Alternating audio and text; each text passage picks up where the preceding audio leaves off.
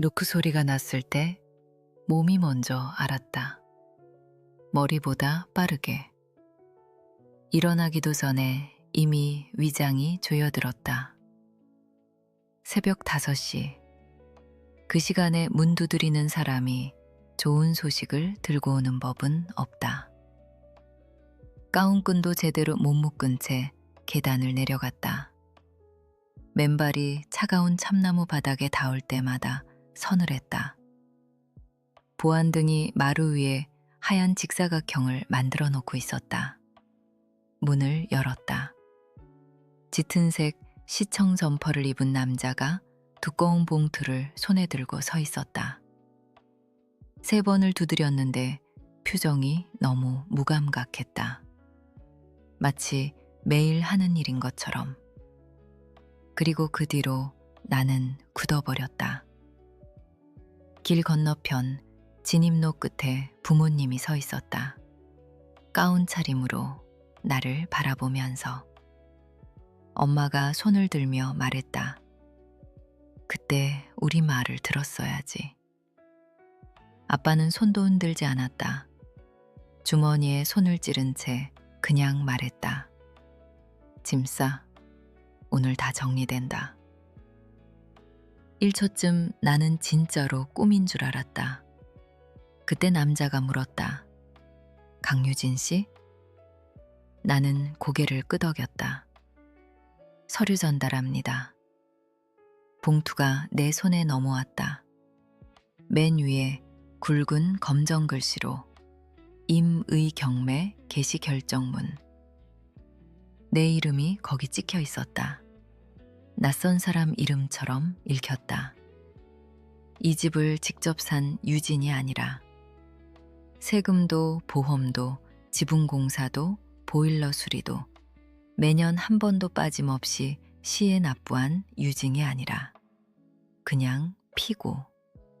그게 전부였다. 혹시 구독하고 계신 분들은 알림 설정 해두세요. 이 이야기 여기서 끝나지 않으니까. 빠르게 아래를 훑었다. 주소, 내 집, 집원, 내 것. 그리고 원고란에 적힌 이름. 새벽에 들으면 그럴듯하게 들리는 법인 이름. 청계자산 회수 유한회사. 나는 소리를 지르지 않았다. 그게 오히려 부모님을 당황하게 만든 것 같았다. 그들은 내가 울거나 진입로 너머로 소리를 지르거나 어쩔 수 없다는 표정으로 지켜볼 수 있는 장면을 기대하고 있었을 거다. 나는 남자에게 딱 한 가지만 물었다. 이 약속어음, 정확히 누가 소유권을 주장하는 거죠? 그가 첫 장을 내려다보다가 첫 줄을 읽었다. 그리고 잠깐 멈췄다. 길지 않은 침묵이었다. 하지만 그 침묵이 뭔가를 말하고 있었다. 고개를 들었을 때 그는 나를 보지 않았다. 아버지 쪽을 돌아봤다. 그 시선 하나로 충분했다. 나는 그 순간 전부 이해했다. 그 시선이 내 안에서 뭔가를 완전히 뒤집어 놨다. 단순한 실수나 착오가 아니었다. 아버지는 서류에 찍힌 그 이름을 미리 알고 있었다. 그냥 아는 정도가 아니라 기다리고 있었던 사람처럼. 나는 법원 집행관을 옆으로 밀치고 아버지를 똑바로 마주봤다. 먼저 시선을 피한 건 아버지였다. 그 눈빛 하나가 봉투 안 서류 전부보다 더 많은 걸 말해줬다. 이 집, 북악능선 위, 청개골이 한눈에 내려다 보이는 이 집. 돌 기초, 초록색 덕문, 넓은 현관, 뒤뜰에 오래된 배나무 한 그루. 3년 전에 내가 직접 산 집이다. 소프트웨어 회사 지분을 팔고 다시는 이 동네로 안 돌아오겠다고 맹세했던 내가 결국 돌아오면서 선택한 집. 처음 봤을 때 상태는 처참했다. 배관이 녹슬었고 전기는 절반이 끊겨 있었고 바람이 방향을 바꾸면 창틀에서 물이 흘렀다. 그래도 샀다. 뼈대가 단단했고 이 땅이 내 것이 되는 순간이 눈에 선했고 무엇보다 여기를 떠나 다른 사람이 됐다고 수군거리는 사람들 사이에서 내 손으로 뭔가를 세우고 싶었다. 부모님은 길 건너에 살았다. 할아버지가 능선 땅을 나눠줬기 때문이다. 처음엔 그게 따뜻하게 느껴졌다. 그러다 수연이 이혼을 했다. 그러다 엄마가 너는 공간이 너무 넓다는 말을 달고 살기 시작했다. 아버지는 현실적으로 생각하라는 말을 꺼내기 시작했다. 수연은 올 때마다 손님방을 자기 방이라고 불렀다. 자연스럽게, 아무렇지도 않게. 3주 전 엄마가 내 부엌에 서서 말했다. 수연이 이 집이 더 필요해. 나는 그냥 웃어버렸다. 그게 뭔가를 건드린 모양이었다.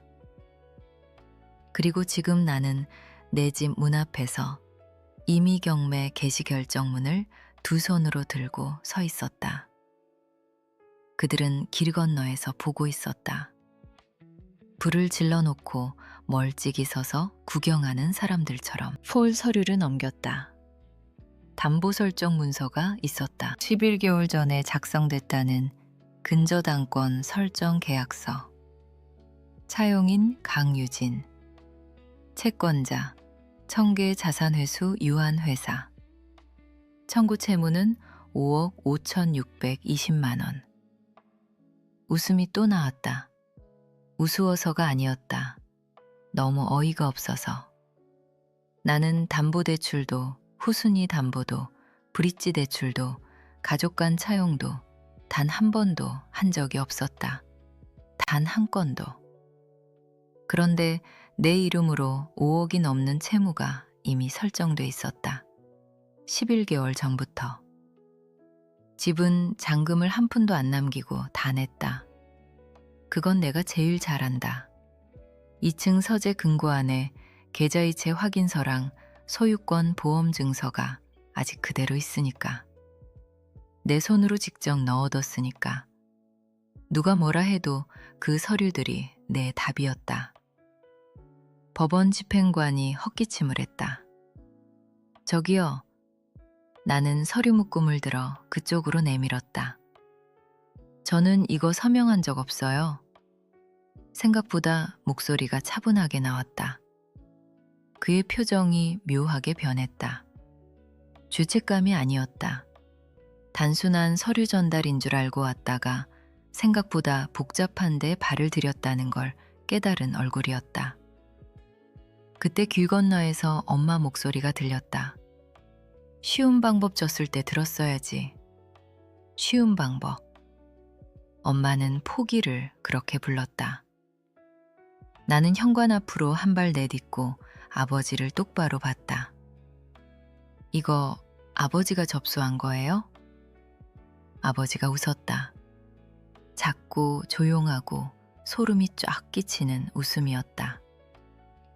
법정에서 다 알게 될 거야. 그 한마디였다. 충분했다. 나는 집행관 쪽으로 돌아섰다. 신청인 연락처 소리내서 읽어줄 수 있어요? 그가 서류를 내려다봤다. 읽다가 멈췄다. 첫 페이지를 천천히 내 쪽으로 돌리더니 조심스럽게 말했다. 신청인은 강병철이고요. 주소는 맞은편 주택으로 되어 있네요. 아버지의 웃음이 사라졌다. 은행이 아니었다. 금융사도 아니었다. 얼굴 없는 채권자도 아니었다. 그냥 길 건너 우리 아버지 주소였다. 이 사건 번호 법원에 정식 접수된 거 맞아요? 집행관이 서류를 다시 훑었다. 네, 정식 접수됐습니다. 법원 사건 목록은 어제 오후에 열렸고요. 가짜가 아니었다. 그게 더 나빴다. 가짜 서류는 그냥 버리면 된다. 진짜 서류는 제대로 싸워서 죽여야 한다. 나는 현관 안으로 들어가 문을 반쯤 닫았다. 서류 묶음을 테이블에 펼쳤다. 길 건너 두 사람은 그대로 서 있었다. 내가 무너지길 기다리는 것처럼. 나는 무너지는 대신 두 번째 페이지를 열었다. 5억 5,620만 원짜리 약속 어음. 내 집을 담보로 한 근저당권 설정 계약서. 차용인은 나. 채권자는 청계자산 회수유한 회사. 연체 시작일은 60일 전. 수탁자 변경은 9일 전에 접수됐다. 경매 허가 신청까지 완료됐다는 내용이었다. 줄마다 깔끔하게 정리돼 있었다. 그리고 줄마다 말이 되지 않았다. 나는 이 집을 현금으로 샀다. 대출 한 푼 없었다. 브릿지 대출도 가족한테 손 벌린 것도 없었다. 소유권 보험 증서랑 계좌이체 확인서는 위층 금고 안에 있었다. 둘 다 꺼내서 내려왔다. 집행관은 아직 현관에 서 있었다. 표정이 묘했다. 아침에 서류 한 장 전달하러 왔다가 뭔가 크게 잘못된 상황 한가운데 발을 들인 사람 특유의 그 표정. 소유권 보험 증서 뒷면에 적힌 긴급 청구 번호로 바로 전화했다. 받은 건 지연이라는 여자였다. 집원 주소를 확인하더니 내가 임의경매라는 단어를 꺼내는 순간 전화 너머가 순식간에 조용해졌다. 끊지 마세요. 그녀가 말했다. 키보드 소리가 이어졌다. 잠시 후 그녀가 천천히 말했다. 강유진 씨, 저희 원본 파일에는 소유권 완전 이전이 세금과 공익지역권 외에 아무 조건 없이 귀하 명의로 확정된 걸로 나와 있어요. 매매 관련 담보 설정 계약서는 없고요. 알아요. 내가 말했다. 그런데 이후에 등기된 근저당권 설정 계약서가 보이네요. 나는 서명한 적 없다고 했다. 또 침묵이 흘렀다. 그러더니 목소리 톤이 완전히 달라졌다. 상대방한테 아무 말도 하지 마세요. 지금 바로 소유권 담당 변호사 연결할게요. 그 순간 창밖을 봤다.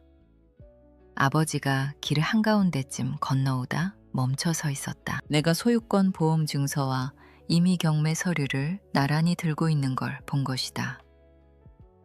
그게 이상하게 마음에 걸렸다. 단순히 딸이 뭔가를 들고 있는 게 아니라 그 서류 조합이 자기한테 어떤 의미인지 정확히 알고 있다는 표정이었으니까.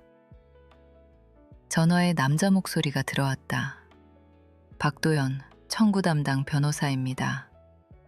강유진 씨, 세 가지만 빠르게 확인할게요. 이 집 담보로 대출하신 적 있나요? 청계자산 회수유한 회사 약속 어음에 서명하신 적 있나요? 강병철 씨한테 채무나 부동산 서류에 서명할 권한을 위임한 적 있나요? 없어요, 없어요, 없어요.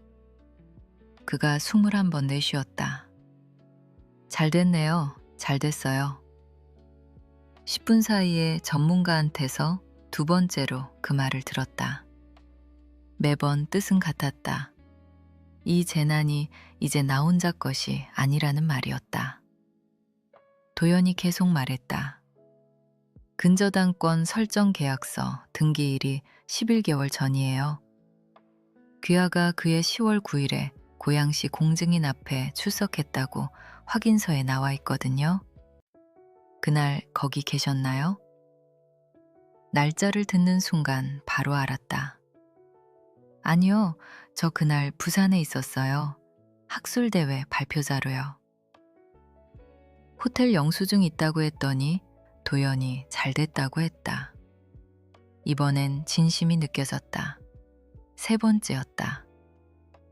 길 건너 엄마는 이미 소리를 멈춘 상태였다. 그냥 서서 보고만 있었다. 아무 말도 없이. 도연이 파일을 더 들여다보더니 목소리가 갑자기 달라졌다.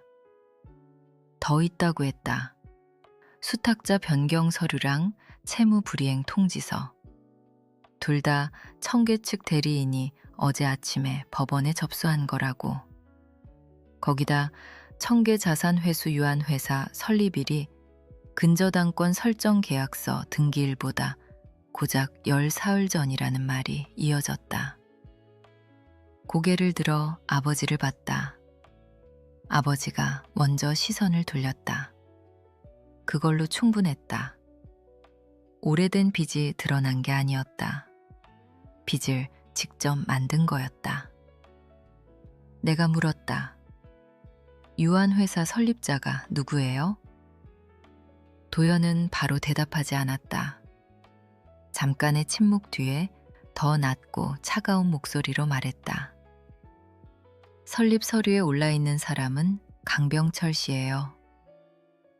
아버지였다, 당연히. 대출기관을 만들고 약속 어음을 만들고 근저당권을 만들고 그 위에 임의 경매를 올린 것이다. 충격을 받았어야 했는데 이상하게도 오히려 머릿속이 단순해졌다. 복잡한 가족 분쟁 같은 게 아니었다. 하나의 순서였다. 가짜 대출기관, 가짜 약속 어음, 가짜 근저당권 설정 계약서, 진짜 임의 경매 접수. 그리고 길 건너에서 가운 차림으로 서서 내가 짐 싸길 기다리는 부모님. 도연이 말했다. 연결된 서류 하나 더 확인할게요. 그러고는 조용해졌다. 아까의 침묵과는 달랐다. 더 길고 뭔가 더 나쁜 종류였다. 무슨 거예요? 내가 물었다. 그가 대답하는 순간 현관에 서 있던 법원 집행관까지 움직임을 멈추는 게 느껴졌다. 임의 경매 파일에 소유권 이전 등기 서류가 첨부되어 있고 낙찰 후 양수인이 이미 지정되어 있다고 했다. 위가 조여드는 느낌이었다. 누구요? 도연이 잠깐 멈췄다가 말했다. 강수연 씨예요. 수연이. 아버지도 아니고 엄마도 아니고 서류 헤더에 이름 올린 가짜 유한회사도 아니었다. 수연이가 마무리였다. 더 부드러운 얼굴, 막내딸. 이걸 절도가 아니라 가족 내부 정리처럼 보이게 만들 카드. 나는 현관에 서서 한 손엔 소유권 보험 증서를, 다른 손엔 임의 경매 서류를 들고 있었다. 부모님은 길 건너에서 이미 값을 매겨놓은 불구경을 하듯 서 있었다. 닥도연이 다시 전화 너머로 돌아왔다. 도연이 다시 말을 이었다. 강유진 씨, 지금 당장 긴급 대리인 보낼게요. 근데 이게 뭔지 정확히 아셔야 해요. 서류 실수가 아니에요. 누군가 허위 대출기관을 처음부터 만들고 가짜 근저당권 설정 계약서를 등기하고 그걸 근거로 실제 임의 경매를 접수한 거예요. 그 말을 들으면서 아버지 얼굴을 봤다. 여전히 눈을 피하고 있었다. 그때 엄마가 길 건너에서 소리를 질렀다. 언니 좀 도와줬으면 이런 데까지 오지도 않았잖아. 그 한마디로 전부 맞아 떨어졌다. 빚 때문이 아니었다. 석 달 전이었다.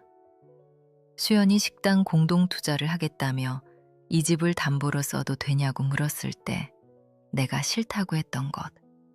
그게 전부였다. 나는 거절했고 그들은 임의 경매를 만들었다. 거절 하나가 이 집 전체를 드러냈다. 법원 집행관이 현관에서 어색하게 발을 옮겼다. 이미 다 들은 상태였다. 원고 주소도 가짜 유한회사 이름도 스피커폰 넘어 대리인 이름까지. 할 일은 끝났는데 자리를 못 두고 있었다. 나도 이해했다. 떠나기가 애매한 자리였다. 서류를 다시 넘겼다. 서명이 이상했다. 공증, 날인도 뭔가 틀렸다. 대출기관은 가짜였지만 사건 번호는 진짜였다. 그게 이 계획에서 가장 소름 돋는 부분이었다. 아버지는 내가 협박 편지 한 장에 겁먹길 바란 게 아니었다. 실제 법원 시스템 안으로 들어가기에 딱 충분한 서류를 쌓아 올린 거였다. 겁주려 한 게 아니라 진짜로 작동하게 만든 거였다. 그러다 엄마가 길을 건너오기 시작했다. 가운 자락이 종아리 근처에서 펄럭였다. 아버지는 그 자리에 그대로였다. 회유가 통할 것 같을 때는 항상 엄마가 먼저 움직였다. 나는 그 패턴을 어릴 때부터 알고 있었다. 유진아, 엄마가 계단을 올라오며 불렀다. 수연이 얼마나 힘든지 너도 알잖아. 아니, 내가 말했다. 나한테 얼마나 힘들게 할 수 있는지는 알았네. 엄마는 진심으로 상처받은 표정을 지었다. 우리가 널 길바닥에 내쫓겠어 하고 말했다. 나는 서류 첫 장을 들어보였다. 새벽에 집행관 보냈잖아요. 그건 그냥 절차였어. 나는 잠깐 엄마를 봤다. 아니요, 그게 선고였어요. 그 말이 엄마를 흔들었다. 직접 내뱉고 나서야 자기 귀에 들린 것 같았다. 그냥 절차. 마치 절차라는 게 스스로 걸어와서 가짜 대출기관을 세우고 근저당권을 위조해서 등기하고 수연에게 집이 넘어가도록 경로를 짜놓기라도 한 것처럼. 도연이 그 말을 들었던 모양이었다. 목소리가 한 단계 더 가라앉았다. 강유진 씨, 원본 서류는 절대 넘기면 안 돼요. 지금 법원 집행관실이랑 경매 담당 법원 사무관 쪽으로 연락 들어가고 있어요. 집행정지 신청이랑 말소 긴급 신청 동시에 진행할 거고요.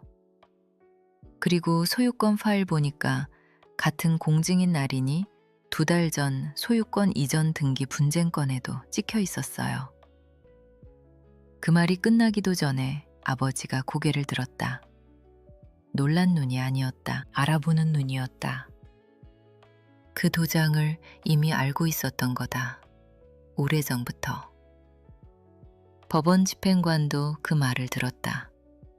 한 발 물러서더니 거의 사과에 가까운 투로 말했다. 죄송합니다만 이 내용은 담당 사무관에게 다시 보고해야 할 것 같습니다. 부탁드려요 하고 내가 말했다.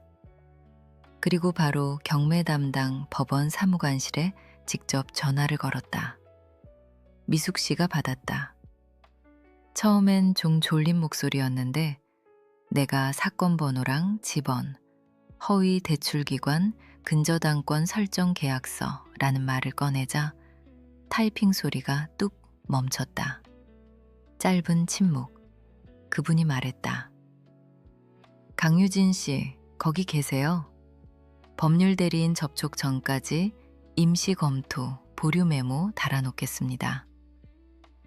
그때 아버지가 건너왔다. 빠르게, 너무 빠르게. 도대체 왜 이 난리야? 하고 그가 쏘아붙였다. 네가 다 망쳐놓고 있잖아. 웃음이 나올 뻔했다. 아버지 눈엔 내가 이를 키우는 거였다. 유령 회사를 세우고 대출을 위조하고 근저당권을 등기하고 새벽에 친딸 집에 임의 경매 서류를 꽂아 넣은 사람이 아니라 내가. 다 갚은 집에 임의 경매를 넣었잖아요. 하고 내가 말했다. 얼마나 크게 터뜨리길 원하셨어요? 현관이 조용해졌다.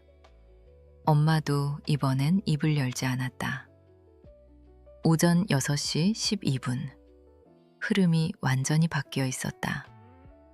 경매 담당 법원 사무관은 긴급 검토 플래그를 달았고, 소유권 법률 대리인은 수탁자와 법원에 서면 통지를 넣었고, 법원 집행관은 원고 주소 불일치 사항을 기록에 남겼다. 그리고 나는 현관에 서서 아버지가 정말 이 정도까지 할 줄 몰랐던 내 자신이 여전히 믿기지 않았다. 아버지는 계속 현관 앞에 서 있었다. 말소, 사기, 형사고발. 전화기 너머에서 흘러나오는 그 단어들을 들으면서도 아버지는 표정 하나 안 바꿨다. 그러다가 처음으로 진짜 말을 꺼냈다. 그냥 압박이 필요했어. 아버지가 말했다. 돈이 아니야. 공정함도 아니고. 네 가슴 위에 무게가 쌓이면 네가 알아서 나올 거라고 생각했지. 수연을 위해서, 가족을 위해서. 엄마가 눈을 감았다. 압박이라는 단어. 자기가 뭘 하고 있는지 정확히 아는 사람만 고르는 표현이다. 그러니까 공문서로 포장한 협박이었다는 거잖아요. 하고 내가 말했다. 아버지는 대답하지 않았다. 할 말이 없었으니까. 정오가 지나면서 하나씩 정리됐다. 소유권 법률 대리인이 집행정지 신청을 접수했다. 경매 담당 법원 사무관은 사기 이의 신청 표시를 달았다. 청계 자산 회수 유한 회사는 대출기관에서 증거물로 바뀌었다. 근저당권 설정 계약서는 무효가 됐고, 임의경매 신청은 기각됐다. 공증대장은 공증인을 지켜주지 못했고, 아버지의 유한 회사는 조사를 버텨내지 못했다. 수연은 이 집 근처에도 오지 못했다. 엄마는 그 이후로 공식적인 자리에서 절차상 그런 거야 라는 말을 2번 다시 입에 올리지 않았다. 나는 3가지를 했다. 자물쇠를 바꿨다. 소유권 보험 증서, 보증 항목을 재발급했다. 그리고 이 집 집원에 사기 경보를 등록해서 앞으로 어떤 서류도 내가 직접 확인하지 않으면 절대 움직이지 못하게 막아뒀다. 그게 진짜 끝이었다. 집을 지킨 게 아니었다. 내 혈육으로부터 집을 지켜낸 것이었다. 새벽 5시에 법원 집행관이 임의경매 개시 결정문을 들고 문을 두드렸을 때 부모님은 길 건너에 서서 내가 무너지길 기다리고 있었다. 그런데 서류를 든 그 남자가 첫 줄을 읽더니 멈췄다. 그리고 아버지를 돌아봤다. 해가 뜨기도 전에 사기는 이미 스스로 말을 하기 시작하고 있었다. 뭐가 제일 결정적이었을까? 지금도 가끔 그 생각을 한다. 대출기관 주소가 지도 어디에도 존재하지 않았다는 것. 아니면 수연 앞으로 몰래 꾸며진 소유권 이전 등기 서류. 아니면 아버지가 직접 한 말, 그냥 담보가 필요했을 뿐이라고. 셋 다 있었다. 그런데 셋 중에 뭐가 더 나쁜 건지 솔직히 아직도 모르겠다. 아마 영원히 모를 것 같다. 이 이야기가 뭔가 남았다면 댓글로 어떻게 생각하는지 남겨줘. 그리고 구독 버튼도 한 번만 눌러줘. 다음 이야기도 여기서 할 거야.